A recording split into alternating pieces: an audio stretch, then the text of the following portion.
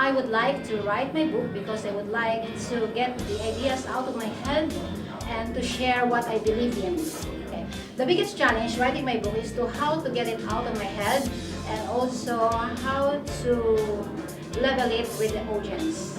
Because there are old audience, young audience, and some really fantastic audience with brilliant minds. So how can I level up with it and how to get them understand what I need to say to them and what do I need to get the story out.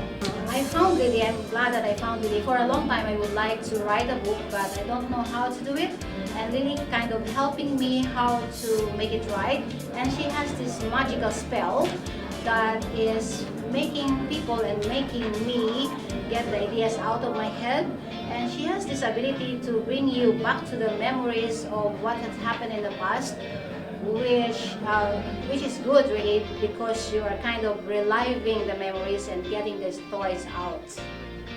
She is magical. She's a really great mentor. The book hasn't done yet. I'm in the process of doing it, but my idea is to give the road my message of we can stay healthy and strong regardless of our age, and to look after ourselves, our family, as well as to have a good relationship with food and good relationship with our family and friends and the people around us. That's it.